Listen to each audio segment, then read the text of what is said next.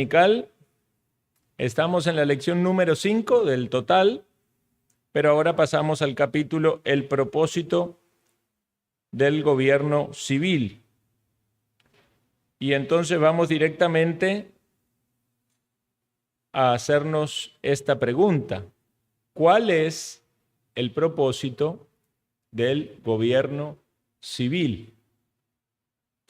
Y la respuesta, que aparece allí también bien concisa, es la siguiente: el gobierno civil es el ministerio de justicia y defensa provisto por Dios. Eso es lo que entendemos que sale de la palabra de Dios.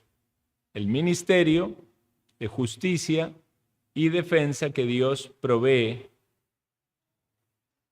para las sociedades.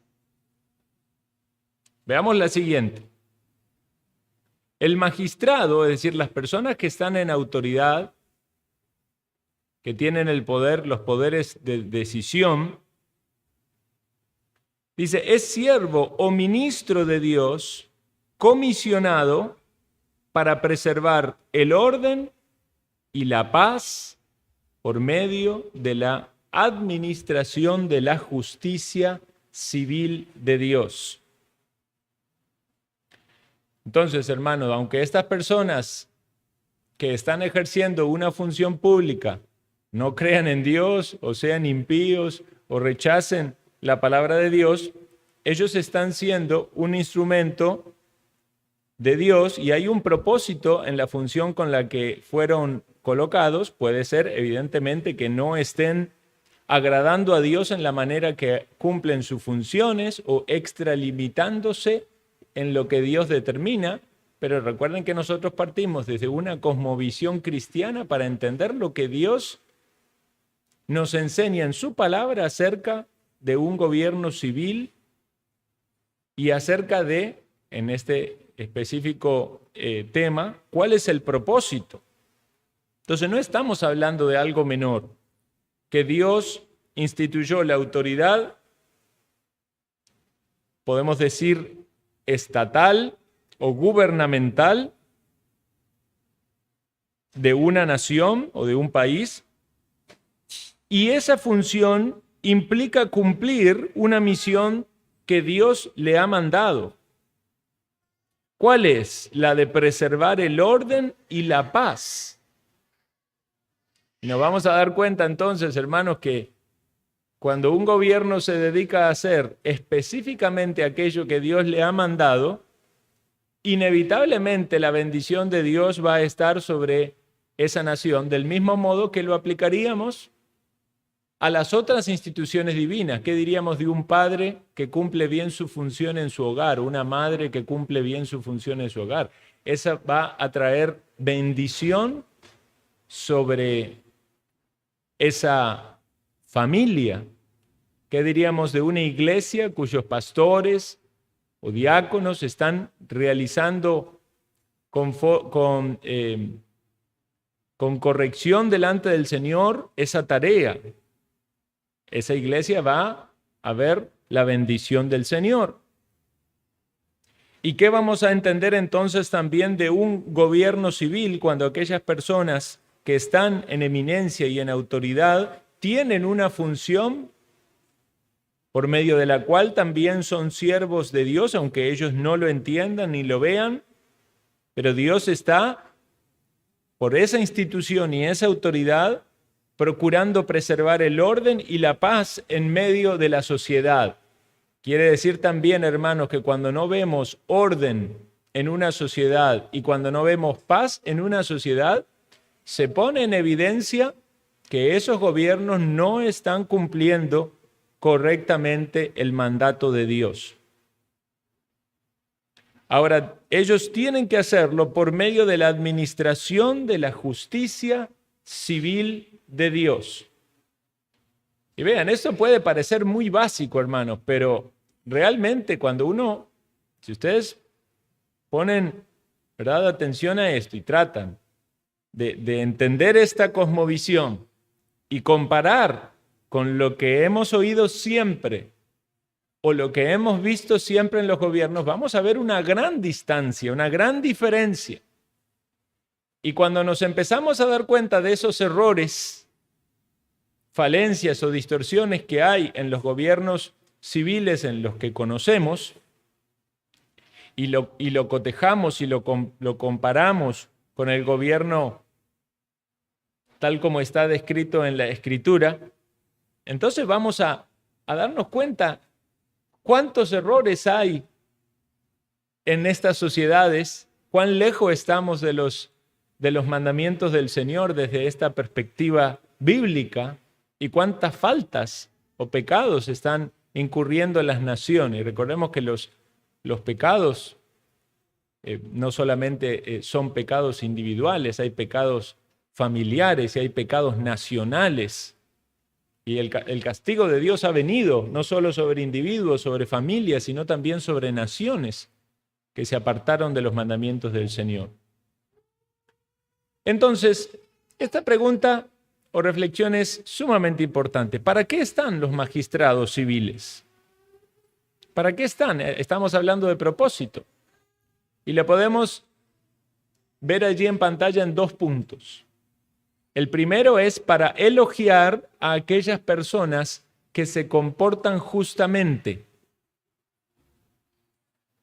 Es decir, los gobiernos, los magistrados tienen que elogiar al que se comporta correctamente. Eso no es algo que vemos. Usted nunca recibe, ni yo, una felicitación por ser buenos ciudadanos, que nunca fuimos a prisión, que nunca hicimos algún ilícito. No hay prácticamente reconocimiento del que hace lo correcto. Por el otro lado, el segundo punto es castigar a los que se comportan de manera injusta. Ahí falta una S. A los que se comportan de manera injusta, imponiendo las penalidades bíblicas de restitución y distribución. Entonces, ¿cuál es el segundo punto? El aplicar el castigo. El castigo va a aquel que se comporta de manera injusta. Por un lado, elogiar o reconocer, por el otro lado, castigar. Y esto lo vemos claramente en 2 textos de la Biblia. Hay más, pero vamos a verlo específicamente en este, que lo hemos leído un montón de veces y quizás no logramos ver esos puntos. En Romanos 3:13 dice: porque los magistrados no están para infundir temor al que hace el bien, sino al malo. ¿Quieres pues no temer la autoridad? Haz lo bueno y tendrás alabanza de ella. Ahí la Biblia nos está dando la instrucción acerca del propósito de la autoridad. Alabar al que hace lo bueno, reconocer de alguna manera al que hace lo bueno. Porque es servidor de Dios para tu bien. Dios pone a las autoridades para nuestro bien, no para nuestro mal. Ahora, ¿cómo definimos lo que es el bien y el mal? Estamos hablando de moralidad. Y ustedes habrán escuchado cuántas veces dicen que no hay que meter asuntos de moralidad ni mezclar religión con política. Y vamos a ver que eso no es posible, hermanos. Dice: haz lo bueno y tendrás alabanza de ella. ¿Y qué pasa si lo que la autoridad dice que es bueno, bíblicamente es malo? No estamos hablando del mismo idioma, ¿verdad? Entonces, aquí entendemos este texto a la luz de la ley de Dios y la palabra de Dios. Haz lo bueno, ¿qué es? Haz lo bueno conforme a la ley de Dios, no conforme a la autoridad. Si no, entramos en un relativismo. Porque es servidor de Dios para tu bien, para mi bien. ¿Y quién determina mi bien? No es la autoridad, lo determina Dios. Sigue el versículo. Pero si haces lo malo, ¿qué es lo malo? Lo malo conforme a la ley de Dios. Teme. ¿Por qué tengo que temer? Porque no en vano lleva la espada, es decir, está puesta por Dios para juzgar, para castigar al que hace lo malo conforme a la ley de Dios. Y finaliza el versículo, porque es servidor de Dios. Ven que no podemos separar la ley de Dios de lo bueno y lo malo que dice allí el texto. Vengador para castigar el que hace lo malo. Ahora, si es vengador de Dios, no va a ir en contra de la ley de Dios, sino más bien que va a aplicar el castigo a aquellos que van en contra de la ley de Dios. Si no, no sería vengador de parte de Dios. Si hay una venganza, y una venganza correcta, mía es la venganza, dice el Señor, yo pagaré. Pero dice que la autoridad está delegada como vengador de Dios. Quiere decir que Dios iba a aplicar allí un castigo. Dios iba a vengarse allí. Y Dios cede esa autoridad al gobierno para que funcione para bien de aquellos que hacen lo bueno. Como servidor de Dios, porque están protegiendo al que hace lo bueno de aquel que hace lo malo. Entonces el que hace lo malo lo va a castigar y al que hace lo bueno lo va a elogiar o alabar. Como dije yo antes, hermanos, los gobiernos tristemente malcumplen los dos aspectos, porque en numerosas oportunidades no castigan al que hace lo bueno, no castigan al que hace lo malo,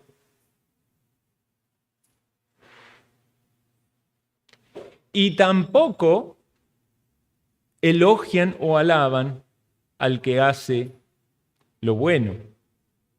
Y vamos a ver que este texto vuelve a repetirse el concepto en 1 de Pedro 2:13.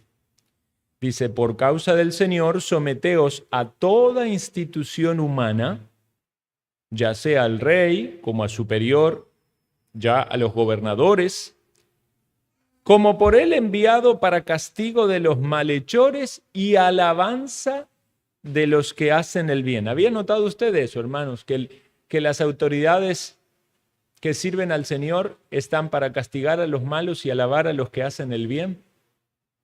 Eso es algo que los gobiernos omiten. Bueno, podemos decir que mal o bien, en algunos casos, hay un cierto castigo del que hacen lo malo. Tristemente, la ley falla mucho. Hay pocos castigos o no hay castigos correspondientes para el que hacen lo malo. Y tristemente, algunas veces hay castigos a alguien que es inocente. Pero ¿cuándo usted ha visto alabanza del que hace el bien? Digamos, aquel ciudadano que por hacer las cosas correctamente o ir un paso más allá de lo bueno tenga algún tipo de beneficio en esta sociedad. No, no lo hay.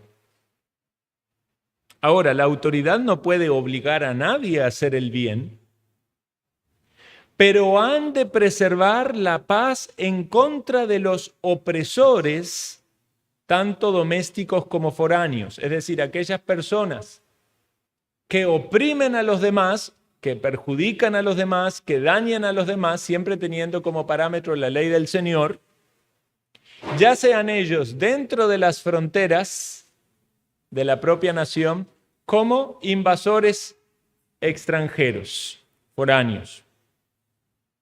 Esa es la responsabilidad de la autoridad. Por eso vean, justamente en este contexto de guerra en el que vivimos, una autoridad que no está preparada para defenderse y para hacer frente a los opresores foráneos, ¿verdad? O que no asume esa responsabilidad, no está cumpliendo aquello que Dios le mandó.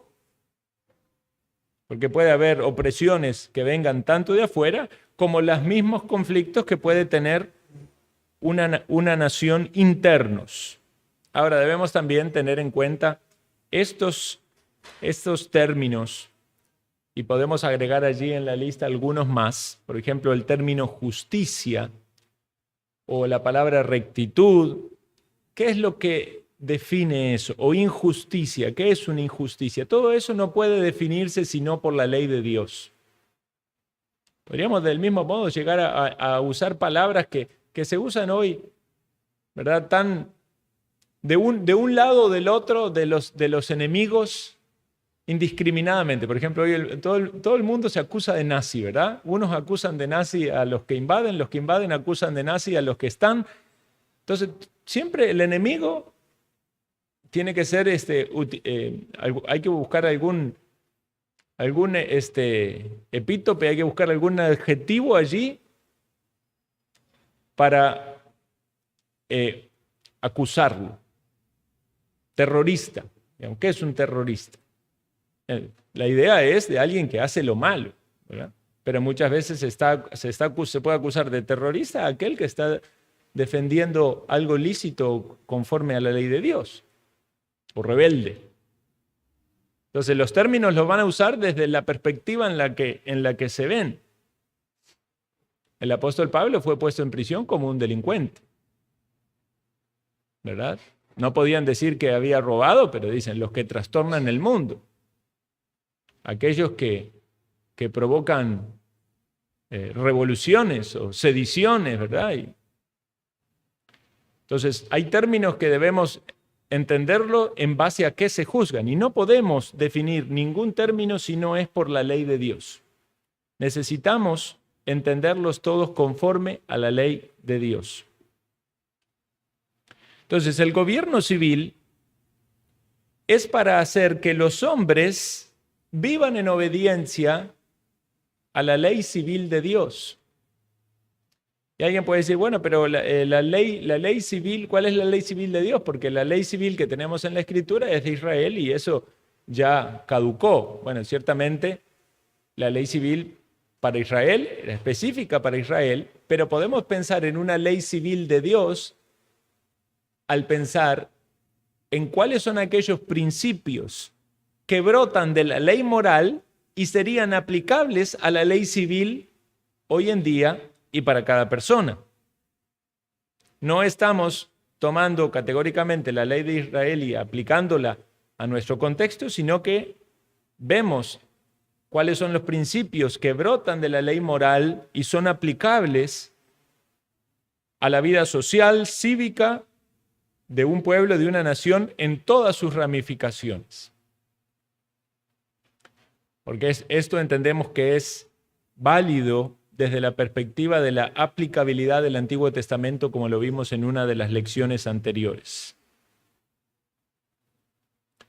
Entonces, esto puede costar aceptarlo, pero si partimos, si vamos afirmándonos en lo que vamos viendo, si ustedes han seguido las escuelas dominicales desde el inicio, hablamos primero de una cosmovisión y fuimos estableciendo puntos en los cuales afirmamos esa cosmovisión bíblica o cristiana, y ahora entonces nos estamos metiendo a definir propósitos.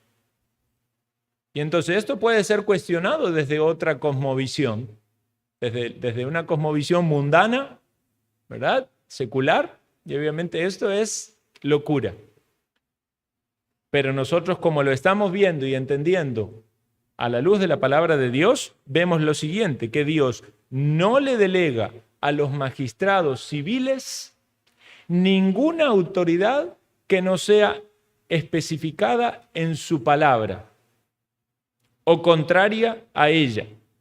Eso quiere decir, obviamente, que si los magistrados van en algo contrario a la palabra, debe ser descartado. Pero también si se exceden en algo a lo que la palabra le determinó para el rol del Estado, también es incorrecto.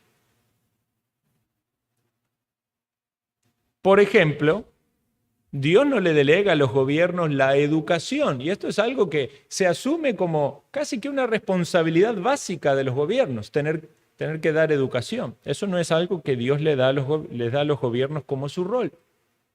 Eso está en la responsabilidad y en la institución de la familia. Dios no le delega a los gobiernos la asistencia social, y eso se acepta casi que universalmente, de que los gobiernos son los que tienen que atender a todos los necesitados. Esa no es una responsabilidad dada por Dios para los gobiernos. Es una responsabilidad de la iglesia y mayoritariamente de las familias. Por ejemplo, los sistemas de jubilaciones o pensiones, casi que no existe pensar, ¿verdad?, de que alguien no tenga una pensión o no realice aportes de pensiones. Y si un gobierno no los tuviera, ¿qué gobierno más atrasado? Eso no es una responsabilidad que Dios le dio a los gobiernos. Por lo tanto, cuando se inmiscuyen en todas esas áreas a las cuales Dios no les dio ni autoridad ni responsabilidad, no están incluidas en la jurisdicción del Estado, entonces esas cosas son pecaminosas, están mal. Ahora, yo no estoy diciendo que alguien que tiene una jubilación del gobierno está pecando, o alguien que fue a una escuela pública, o el que recibió asistencia social. Hermanos, lo que tenemos que entender es lo que quizás nadie nos ha explicado, y es lo que está por detrás, la filosofía que está detrás, la cosmovisión que está detrás, donde se nos quiere hacer pensar de que en eso consiste un gobierno, que el gobierno tiene que educarte, tiene que darte asistencia social y tiene que darte una pensión. No, el cristiano viene a la palabra del Señor y quiere entender cómo funcionan esas cosas y se pregunta, ¿es esto algo que Dios dio a los gobiernos? ¿Es su responsabilidad? Porque quizás con mayor facilidad podemos ver cuando un padre o una madre se sale del ámbito de su responsabilidad. O si no cumple su responsabilidad, ¿verdad? Enseguida fácilmente ahí se acusa, ¿no? Es que como madre no está cumpliendo su responsabilidad, como padre, o se está extralimitando, ¿verdad? Y se va y se mete en la casa del vecino, o un gobierno que se sale de su jurisdicción, ¿verdad? Ahora que hay una invasión y dice no tiene por qué meterse en otro país que es soberano. Pero se han metido fuera de la jurisdicción dentro de las propias fronteras. Le han dicho la educación es responsabilidad nuestra, la asistencia social la hacemos nosotros. Nosotros nos encargamos de mantenerlo a usted cuando esté en la vejez. Claro, nada de eso gratis, ¿verdad? Porque todo eso viene el resultado de haber aplicado impuestos, porque es la manera en la que el gobierno va a tener sus fondos. Y en el caso de las pensiones, de haber extraído parte del salario. Llamémoslos voluntariamente o obligatoriamente, sea como sea, no es la jurisdicción del Estado, porque tampoco usted puede decir, bueno, yo no voy a aportar pensión, no está, casi que está obligado. Si es un trabajador dependiente, está obligado. No puede decir, yo voy a hacer un ahorro, pero lo voy a hacer por mi cuenta. Voy a destinar este porcentaje que el gobierno quita, lo voy a destinar por mi cuenta y lo voy a invertir en lo que yo quiero. No, no se puede. O sea, hay una coerción, hay una obligación. Usted dice, bueno, es que yo voy a mandar a mis hijos a escuelas privadas, entonces no voy a pagar impuestos, los impuestos que van para la... No, tiene que pagarlo igual y va a ir a las escuelas públicas, por más que no le guste, es obligatorio. Esa es la coerción del Estado metiéndose en los ámbitos a los cuales Dios no lo ha llamado. También, hermanos, es importante que entendamos que esto no significa que no funcione, porque no va a faltar casos, hablando con personas que dicen, ay, pero hay países donde pagan impuestos altísimos y la educación es la mejor, el Estado tiene a los ciudadanos, pero contentísimos porque hay trabajo, porque hay prosperidad, porque en las calles no hay una basurita ni un papelito en el piso y pagan 40, 50% de impuestos. Bueno, son los menos casos, ¿verdad? Las excepciones. Los países nórdicos que algunos mencionan. Pero la mayoría de los estados, en la mayoría de los países, no son esas las situaciones que se viven y los impuestos son muy altos. Entonces no podemos atribuir solamente a los impuestos el éxito de una sociedad. Pero aún así, si fuera que una sociedad con altos impuestos funciona a manera tal de que la gente está muy contenta, ¿qué hacemos con el entendimiento bíblico del asunto? Porque alguien puede ser próspero en la impiedad. Alguien puede gozar de muchas ventajas transgrediendo los límites que Dios le ha dado. Y eso no glorifica al Señor. Entonces, vamos a ver ahora que no hay neutralidad religiosa. Esto es un mito que nos han querido vender. No, es que la cuestión religiosa está separada y los gobiernos son neutros. No van para ninguna religión. Esto es un mito. La neutralidad epistemológica, ¿recuerdan cuando hablamos de la epistemología? La importancia del conocimiento. La neutralidad epistemológica o religiosa o ética en cualquier área es un mito. Y veamos un ejemplo quizás sencillo. Cuando se castiga el asesinato, al mismo tiempo se está castigando la decisión religiosa del asesino de ignorar a Dios o pasar voluntariamente por encima de su mandato. Alguien puede decir, no, es que eso tiene otros parámetros, es que es la protección de la vida. Bueno, es relativo, ¿verdad? Porque como la vida en el mundo secular no se define desde la perspectiva bíblica, sino que se entran en un montón de razonamientos ahí, depende para qué lado quieren llevar el asunto. Pero no hay neutralidad. Hay una decisión de aplicar un castigo sobre algo que está mal. Y eso que está mal, ¿qué lo define? Si no lo define Dios y no lo define su palabra. O sea que aunque los gobiernos digan que no son religiosos, podemos decir que sí son religiosos desde esta perspectiva de entender lo que es correcto y lo que es incorrecto. Vamos a profundizar un poco más en esto. Punto número 1. Una posición de neutralidad sería un estado mental sin ninguna presuposición en absoluto. Es decir, necesitamos un criterio de lo que está bien y lo que está mal. Todos tenemos presuposiciones. Usted la puede tener basada en la ley de Dios o alguien la puede tener basada en otros criterios. Pero eso lo lleva a definir qué es lo que es correcto o incorrecto. Ustedes saben que había una tribu, creo que se hizo una película de eso, donde la mentira y el engaño era algo que ellos festejaban y que elogiaban, ¿verdad? Entonces cuando traicionaban a otro y la otra persona moría o lo mataban por la traición, toda la tribu festejaba eso. Eso es el camino a la autodestrucción. Obviamente la conciencia puede ir entenebreciéndose y yendo en pos de una autodestrucción, de sí mismo, de una sociedad, como alguien que se autoflagela, ¿verdad? Que hace algo malo, bueno, así puede también afectar una sociedad. Pero todos tenemos presuposiciones, definimos lo que está bien y lo que está mal. En el caso de la ciencia política, que depende de la filosofía, como lo vimos al inicio, se va a ver afectada por la visión de la naturaleza del hombre y también de la historia.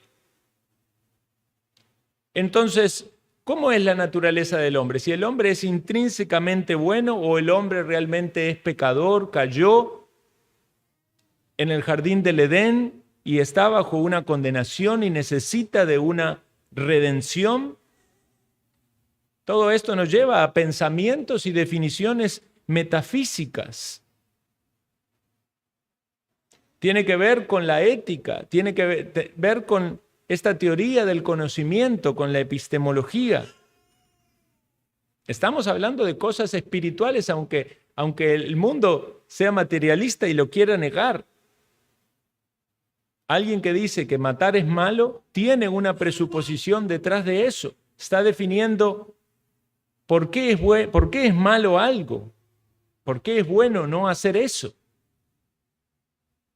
Y eso traspasa los conceptos científicos. Eso tiene que ver con cuestiones espirituales.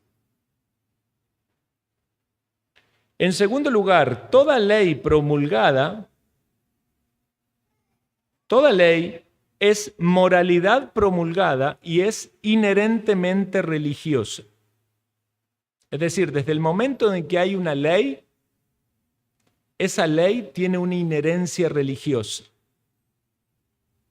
Después hay que definir si está bien o está mal, ¿verdad? Porque eso va a depender de la religión en la que funciona allí como fuente. Pero si la ley define el bien y el mal, y eso es una prerrogativa divina, en el momento en que se aplica una ley en una nación, o bien se está sosteniendo esa prerrogativa divina y confirmando lo que Dios dice, o bien se está yendo en contra de ello. Es decir, un gobierno dice, no se puede matar, el homicidio es pecado, se está afirmando en una prerrogativa divina. Entonces esa ley, aunque digan no somos religiosos, está defendiendo un valor religioso determinado por Dios acerca de lo que es correcto o incorrecto. Entonces depende cuál es la fuente.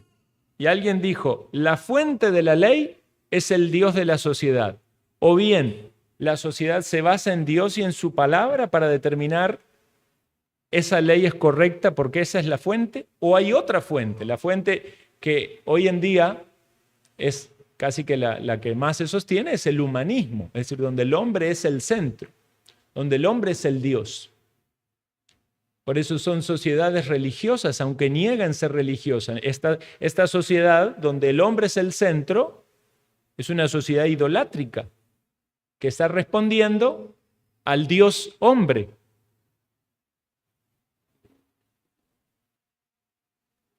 Todo Estado o gobierno es también una institución religiosa. Esto suena rarísimo que usted diga eso, ¿no? Es que todo gobierno es una institución religiosa. Es que no somos arreligiosos. Usted tiene una religión, aunque diga que usted no tiene religión. Si alguien dice soy ateo, esa es su religión, esas son sus creencias. Usted está definiendo quién es su Dios, aunque usted diga no tener Dios. Esa es la creencia y hay un Dios al cual se está rindiendo, aunque sea usted mismo.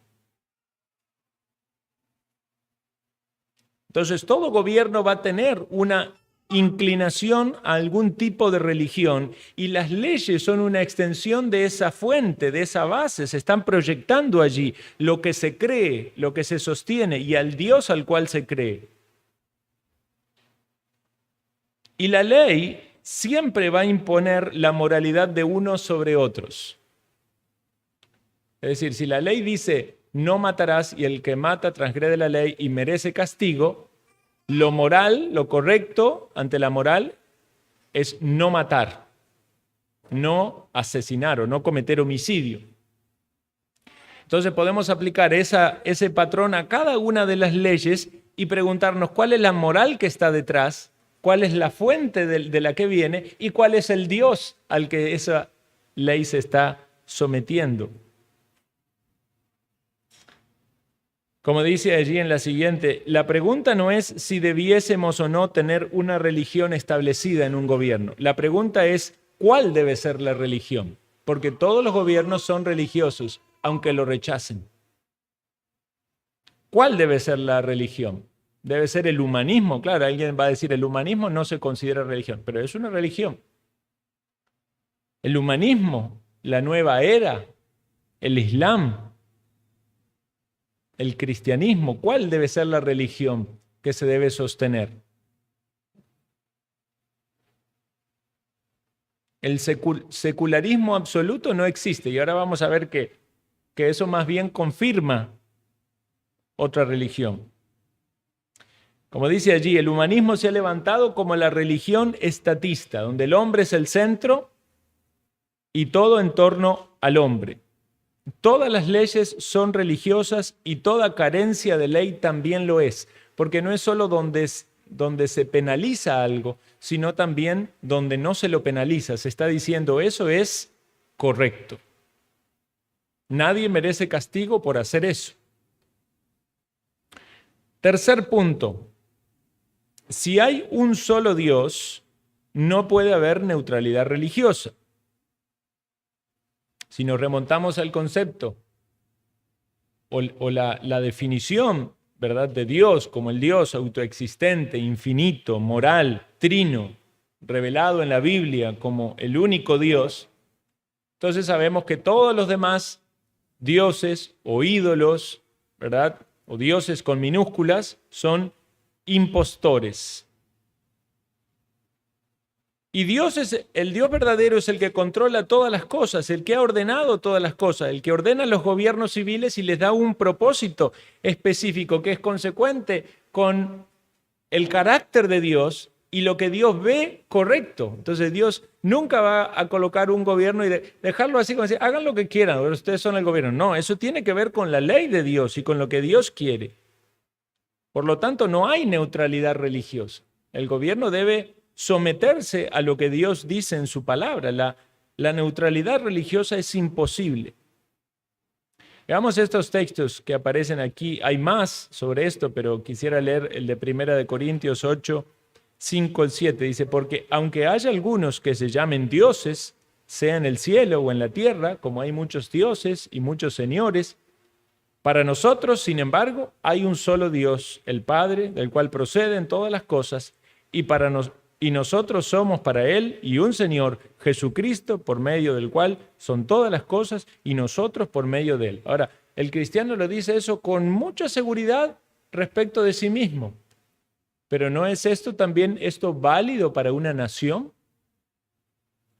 Porque si una nación toma esto, ¿verdad?, y reconoce que hay un solo Dios y que no puede ser puesto eso, ¿por qué entonces se vive con leyes que responden a la adoración de otros dioses, sea el hombre o sea dioses, cualquier otro dios falso?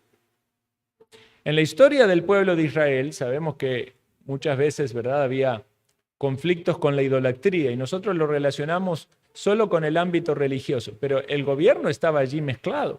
Cuando el pueblo se iba tras la idolatría, generalmente eran por gobernantes idólatras. De modo tal que las determinaciones y las leyes que los gobernantes idólatras promulgaban terminaban afectando al pueblo, y ahí vemos claramente que esas leyes no eran neutrales, o estaban del lado de Dios o iban en contra de Dios. Primera de Reyes 18, 21, acercándose Elías a todo el pueblo, dijo, ¿hasta cuándo claudicaréis vosotros entre dos pensamientos? Si Jehová es Dios, seguidle. Si Baal, id en pos de él. Y el pueblo no respondió palabra. O sea, definamos cuál es el Dios y vamos a ver si entonces las leyes son correctas o no. Por eso no podemos hablar de neutralidad.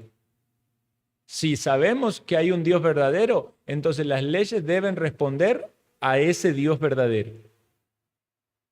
Cuarto punto. La neutralidad es absurda. ¿Cómo piensa que Dios juzgará al gobierno civil que dice, oigan esto, Dios, ni negamos ni afirmamos tu existencia? Dios, ni obedecemos ni desobedecemos tus mandamientos. Somos estrictamente neutrales. Ahora pensemos esto. El gobierno civil que ignora a Dios, que lo quita de la escena, que dice, ahora aquí de religión no mezclemos religión con política, nosotros no hablemos de religión, y que llama a eso neutralidad, esa es la peor forma de antagonismo, pues juzga que Dios no tiene importancia y es irrelevante en los asuntos humanos. O sea, el mensaje que está diciendo es ateísmo práctico. Es decir, no, Dios, mantengámoslo afuera de estos asuntos. En nuestra sociedad no hay Dios.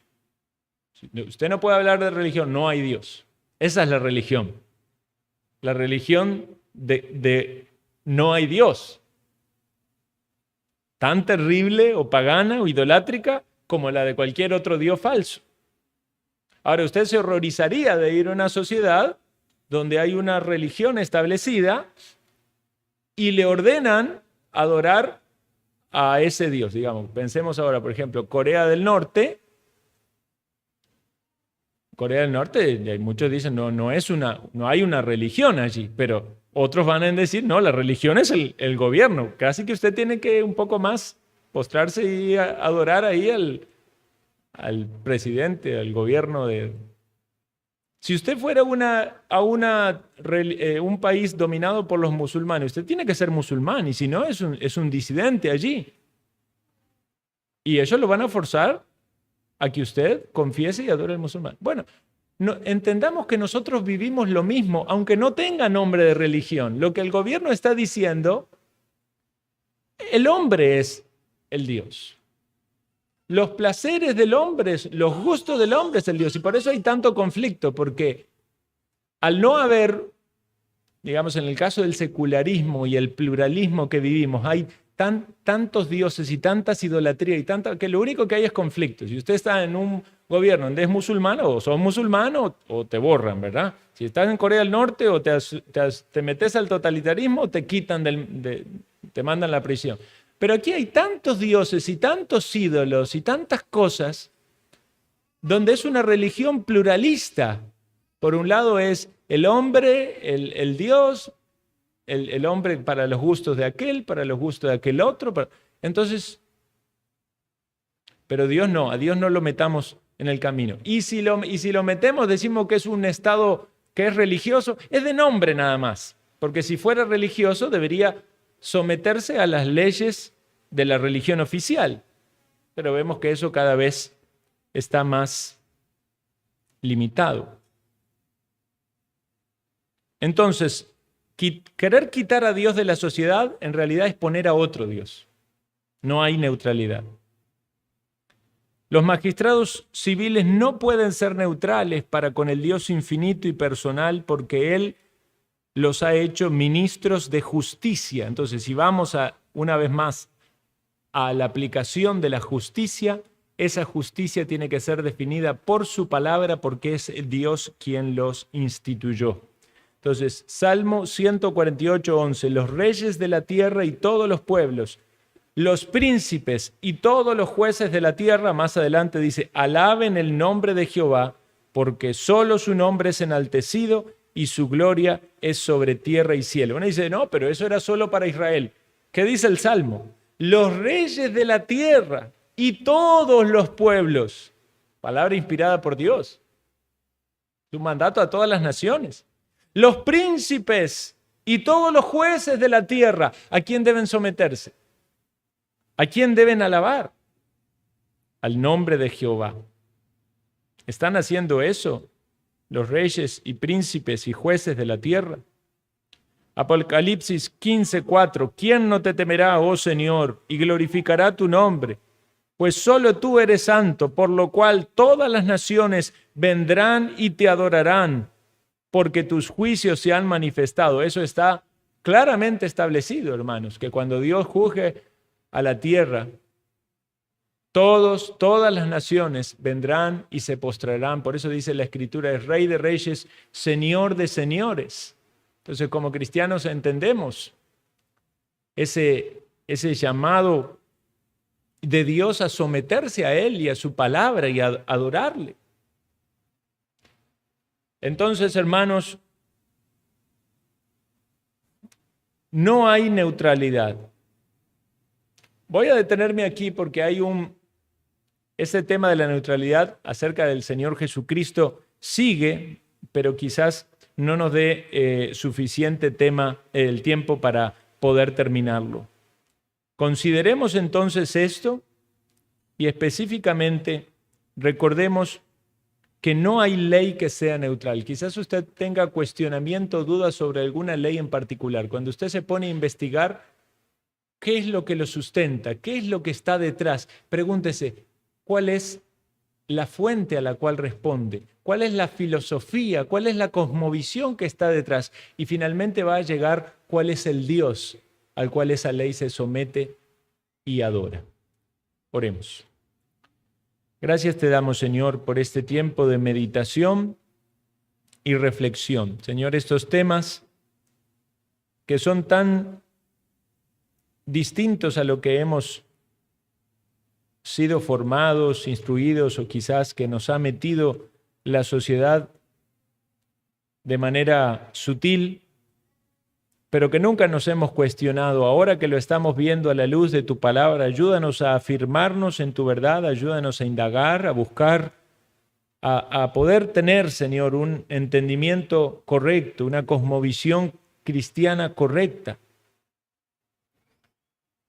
para saber también cómo vivir, cómo pensar, cómo opinar. Ayúdanos, Señor Dios, te lo suplicamos.